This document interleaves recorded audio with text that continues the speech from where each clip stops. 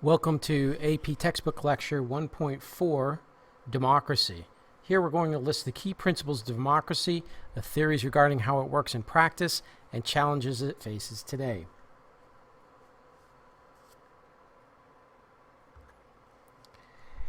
In 1848, Karl Marx and Friedrich Engels published the Communist Manifesto, one of the most famous political documents ever written. It began with these words, quote, "A specter is haunting Europe. It is the specter of communism," end quote.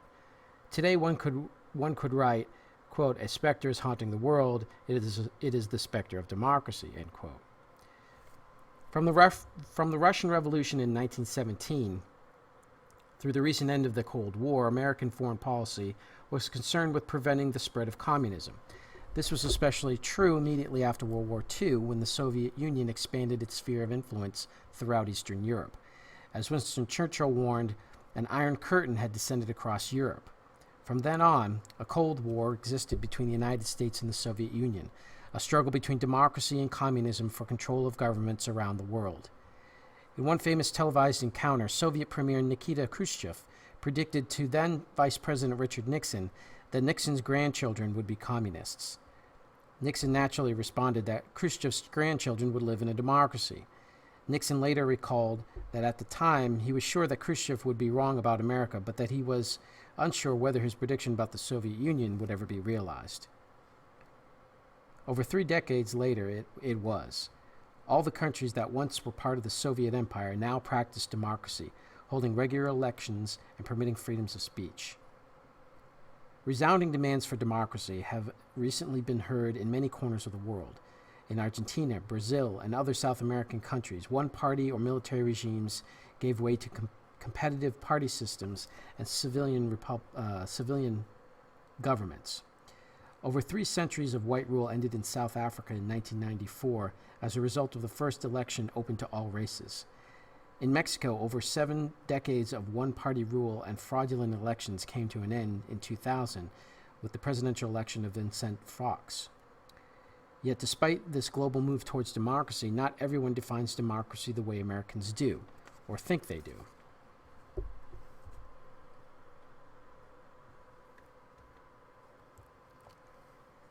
Democracy is a means of selecting policymakers and of organizing governments so that policy reflects citizens' preferences. Today, the term democracy takes its place among terms like freedom, justice, and peace as a word that seemingly has only positive connotations. Yet the writers of the U.S. Constitution had no fondness for democracy, as many of them doubted the ability of ordinary Americans to make informed judgments about what government should do. Roger Sherman, a delegate to the Constitutional Convention, said the people should have as little to do as may be with the government. Only much later did Americans come to cherish democracy and believe that all citizens should participate actively in choosing their leaders. Most Americans would probably say that democracy is, quote, government by the people, end quote. This phrase, of course, is part of Abraham Lincoln's famous definition of democracy from his Gettysburg Address, quote, government of the people, by the people, and for the people, end quote. How well each of these aspects of democracy is being met is a matter crucial to evaluating how well our government is working. Certainly, government has always been of the people in the United States, for the Constitution forbids the granting of titles of nobility. On the other hand, it is physically impossible for government to be, quote, by the people, end quote, in a society of 280 million people. Therefore, our democracy involves choosing people from among our midst to govern. Where the serious debate begins is whether political leaders govern for the people, as there always are significant biases in how the system works. Democratic theorists have elaborated a set of more specific goals for evaluating this crucial question. Traditional democratic theory. Traditional democratic theory rests upon a number of key principles that specify how government decisions are made in a democracy.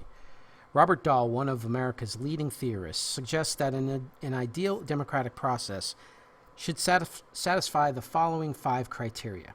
1. Equality in voting. The principle of one person, one vote is basic to democracy. Voting need not be universal, but it must be representative.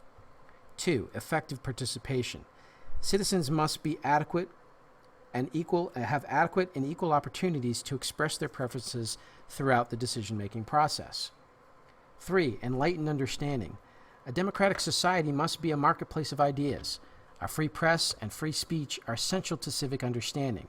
If one group monopolizes and distorts information, citizens cannot truly understand issues. 4. Citizen control of the agenda. Citizens should have the collective right to control the government's policy agenda.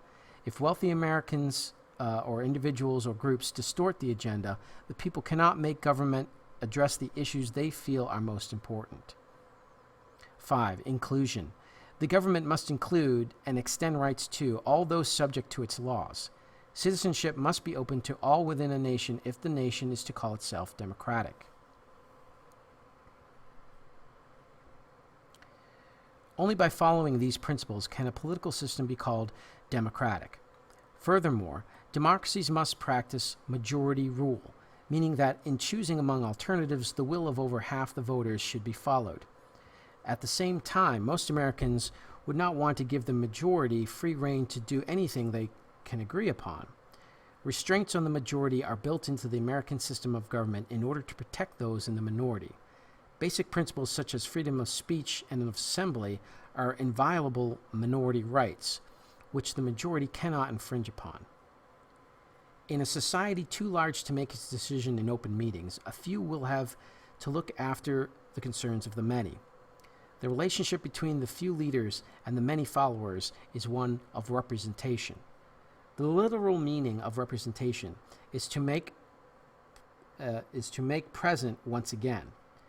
In politics, this means that the desires of the people should be replicated in government through the choices of the elected officials. The closer the correspondence between representatives and their constituents, the closer the approximation to an ideal of democracy. As might be expected for such a crucial question, theorists disagree widely about the extent to which this actually occurs in America. 3 contemporary theories of American democracy. Theories of American democracy are essentially theories about who has power and influence. All in one way or another ask the question, who really governs in our nation? Each focuses on a key aspect of politics and government, and each reaches a somewhat different conclusion. The pluralist theory. One important theory of American democracy, pluralist theory, states that groups with shared interests influence public policy by pressing their concerns through organized efforts. The National Rifle Association, the National Organization of Women, and the United Auto Workers are examples of groups of people who share a common interest. Because of open access to various institutions of government and public officials, organized groups can compete with one another for control over policy, and yet no one group or set of groups dominates. Given that power is dispersed in the American form of government, groups that lose in one area can take their case to another. For example, civil rights groups faced congressional roadblocks in the 1950s, but were able to win the action they were seeking from the courts. Pluralists are generally optimistic about the public interest, that the public interest will eventually prevail in the making of public policy through a complex process of bargaining and compromise. They believe that rather than speaking of majority rule, we should speak of groups of minorities working together. Robert Dahl expresses this view well when he writes that in America, quote, all active and legitimate groups in the population can make themselves heard at some crucial stage in the process, end quote. Group politics is certainly as American as apple pie. Writing in the 1830s, Alex de Tocqueville called us a nation of joiners and pointed to the high level of association activities as one of the crucial reasons for the success of American democracy. The recent explosion of interest group activity can therefore be seen as a very positive development from the perspective of the pluralist theory. Interest groups and their lobbyists, the group's representatives in Washington, have become masters of the technology of politics. Computers, mass mailing lists, sophisticated media advertising, and hard sell techniques are their stock in trade. As a result, some observers believe that Dahl's pluralist vision that all groups are heard via the American political process is more true now than ever before. On the other hand, Robert Putnam argues that many of the problems of American democracy today stem from a decline in group-based participation. Putnam theorizes that advanced technology, particularly television, has served to increasingly isolate Americans from one another. He shows that membership in a variety of civic associations, such as the Parent-Teacher Association, the League of Women Voters, the Elks, Shriners, and JCs, has been declining for decades. Interestingly, Putnam does not interpret the decline of participation in civic groups as meaning that people have become couch potatoes. Rather, he argues that American activities are becoming less tied to institutions and more self-defined. The most famous example he gives to illustrate this trend is the fact that membership in bowling leagues has dropped sharply at the same time that more people are bowling, indicating that more and more people must be bowling alone. Putnam believes that the participation in interest groups today is often like bowling alone. Groups that have mushroomed lately, such as the American Association of Retired Persons, AARP, typically just ask their members to write a check from the comfort of their home as their participation. If people are indeed participating in politics alone rather than in groups, then pluralist theory is becoming less descriptive of American politics today. Elite and class theory. Critics of pluralism believe that it paints too rosy a picture of American life, political life. By arguing that almost every group can get a piece of the pie, they say pluralists miss the bigger question of how the pie is distributed. The poor may get their food stamps, but businesses get massive tax deductions worth far more. Some government programs may help minorities, but the income gap between the African Americans and whites remains wide. Elite and class theory contends that our society, like all societies, is divided among class lines, and that an upper-class elite pulls the strings of government. Wealth, the holding of assets such as property, stocks, and bonds, is the basis of this power. Over a third of the nation's wealth is currently held by just 1% of the population. Elite and class theorists believe that this 1% of America controls most policy decisions because they can afford to finance election campaigns and control key institutions such as large corporations. According to elite and class theory, a few powerful Americans do not merely influence policymakers, they are the policymakers. At the center of all theories of elite dominance is big business. Around the turn of the century, President Woodrow Wilson charged that the masters of the government of the United States are the combined capitalists and manufacturers of the United States. President Calvin Coolidge expressed a more favorable attitude, stating, "The business of America is business." No recent president has tried harder to help big business than Ronald Reagan, and many elite theorists believe that he succeeded beyond all expectations. As Kevin Phillips wrote in the bestseller The Politics of Rich and Poor, the 1980s were the triumph of Upper America, an ostentatious celebration of wealth, the political ascendancy of the richest third of the population, and a glorification of capitalism, free markets, and finance. It is doubtful that anything like this will be written about the Clinton administration, or the Obama administration for that matter. However, journalist Bob Woodward's account of the Clintons' first year in office argues that many promises he made were sacrificed to satisfy the demands of Wall Street. Elite theorists maintain that who holds office in Washington is of marginal consequence. The corporate giants always have the power.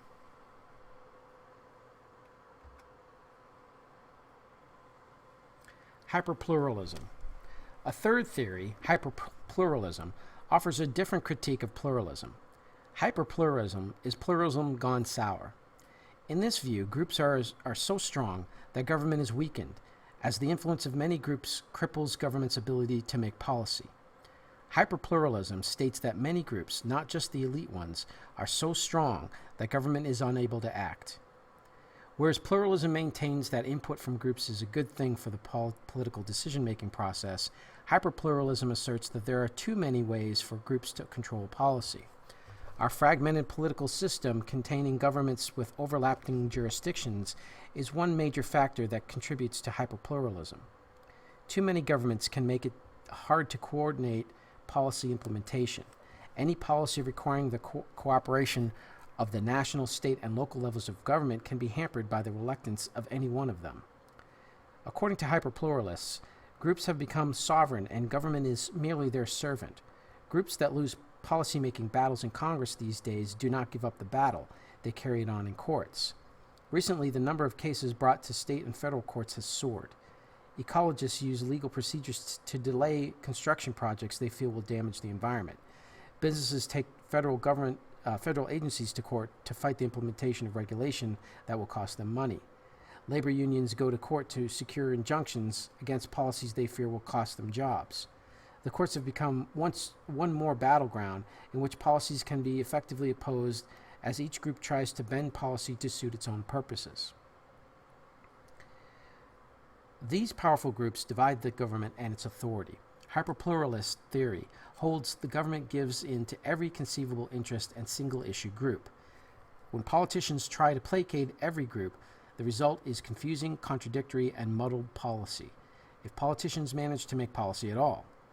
Like elite and class theorists, hyperpluralist theory suggests that the public interest is rarely translated into public policy.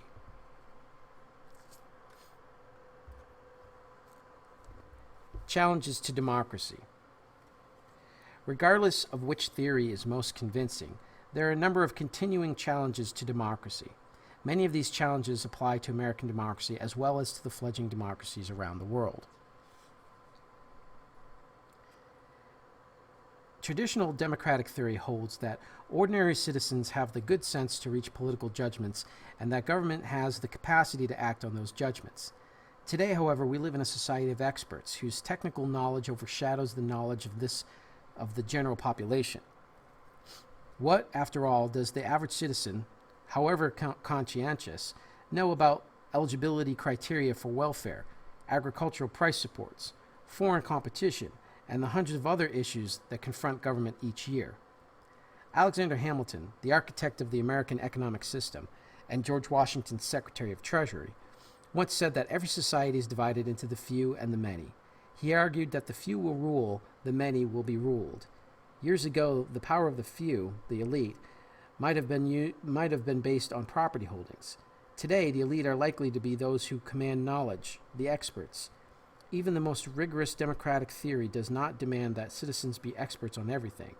But as human knowledge has expanded, it has become increasingly difficult for individual citizens to make well-informed decisions.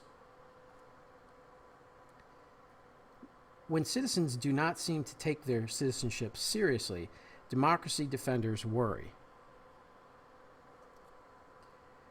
There is plenty of evidence that Americans know little about who their leaders are, much less about their policy decisions, as we will discuss at length in Chapter 6. Furthermore, Americans do not take full advantage of the opportunities to shape government or select their leaders. Limited participation in government challenges the foundation of democracy. In particularly because young people represent the country's future, their abysmal turnout rates point to an even more serious challenge to democracy on the horizon. Many political observers worry about the close connection between money and politics, especially in congressional areas. Winning a House seat these days usually requires a campaign war chest of at least $500,000, and Senate races are even more costly. Candidates have become increasingly dependent on political action committees to fund their campaigns because of the escalating campaign costs. These PACs often represent specific economic interests, and they care little about how members of Congress vote on most issues, just the issues that particularly affect them. Critics charge that when it comes to the issues that the PACs care about, the members of Congress listen, lest they be denied the money they need for re-election. When democracy confronts the might of money, the gap between democratic theory and reality widens further. The diversity of the American people is reflected in the diversity of interests represented in the political system. As will be shown in this book, this system is so open that interests find it easy to gain effective access to policymakers. Moreover, the distribution of power within the government is so decentralized that access to a few policymakers may be enough to determine the outcome of public policy battles. When interests conflict, which they often do, no coalition may be strong enough to form a majority and establish policy. But each interest may use its influence to thwart those whose policy proposals they oppose. In effect, they have a veto over policy, creating what is often referred to as policy gridlock. In a big city, gridlock occurs when there are so many cars on the road that no one can move. In politics, it occurs when each policy coalition finds its way blocked by others. This political problem is magnified when voters choose a president of one party and a congressional majority of the other party, as has often happened in recent years. The result is that nothing may be getting done, even if action is widely desired by a clear majority of voters. For example, most people in the United States felt that the country faced a crisis of health care, yet President Clinton was unable to overcome the opposition of various interests to fashion a comprehensive proposal that would pass Congress. Obama was able to pass this, but is now being intensely challenged both in the courts and through attempts to repeal the law. Democracy is not necessarily an end in and of itself. For many, evaluations of democracy depend on what democratic government produces. Thus, a majority challenge to democracy in America is to overcome the diversity of interests and fragmentation of power in order to deliver policies that are responsive to the citizens' needs. American political culture and democracy. Political culture is key to understanding American government.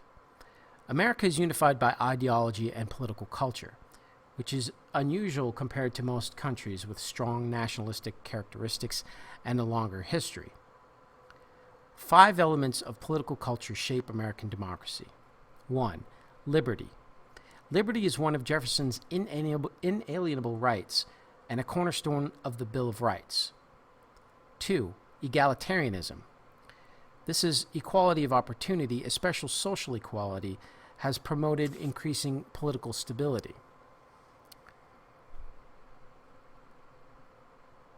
3. Individualism. American individualism developed in part from the Western frontier and the immigrants' flight from government oppression. 4. Laissez-faire economics. The American government taxes and regulates less than most countries at its equivalent level of development. And 5. Populism. The common, ordinary citizens are idealized in American politics, and both liberals and conservatives claim to be their protectors.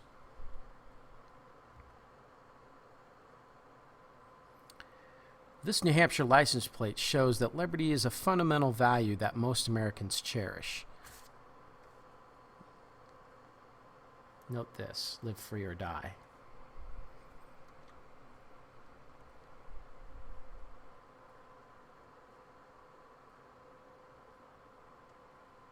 Americans rank very high in terms of being proud of their country's fair and equal treatment of all groups. This figure shows the percentages who said very proud or somewhat proud in response to the question, how proud are you of your country in its fair and equal treatment of all groups? Very proud, somewhat proud, not very proud, or not proud at all.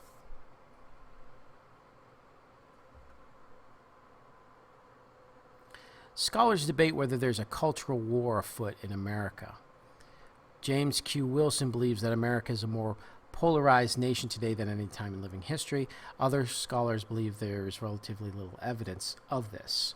But recent events at the Occupy movement would suggest that maybe James Q. Wilson is onto something.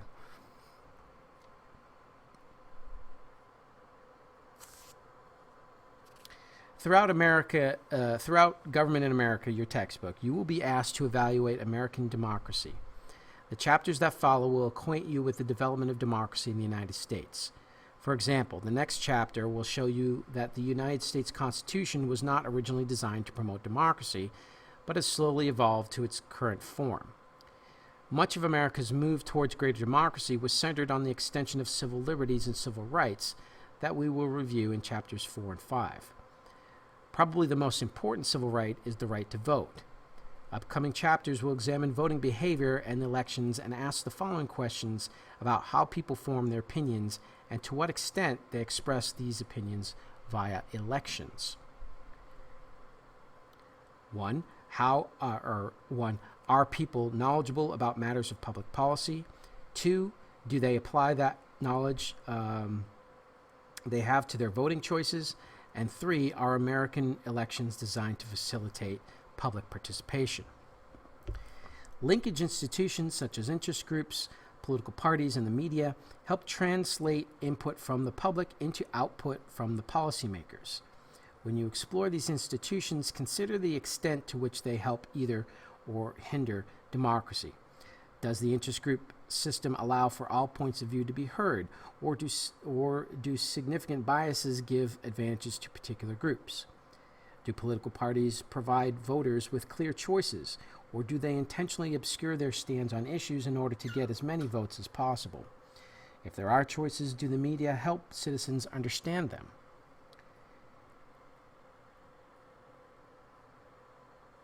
It is up to the public officials to actually make the policy choices because American government is a representative democracy. For democracy to work well, elected officials must be receptive and responsive to public opinion. Is the Congress representative of American people, representative of American society, and is it capable of reacting to changing times? Does the president look after the general welfare of the public, or has the office become too focused on the interests of the elite? These are some of the crucial questions you will address in discussing the executive and legislative branches of government. In addition, the way our non-elected institutions function, the bureaucracies and the courts, is crucial in evaluating how well American democracy works. These institutions are designed to implement and interpret the law, but bureaucrats and judges often cannot avoid making public policy as well. When they do so, are they violating democratic principles for policy decisions, given that neither institutions can be held accountable at the ballot box? All of these questions concerning democracy in America have more than one answer. A goal of this textbook is to offer different ways to evaluate and answer those questions. One way to approach all of the preceding questions is to address one of the most important questions facing modern American democracy. Is the scope of government responsibilities too vast, just about right, or not comprehensive enough?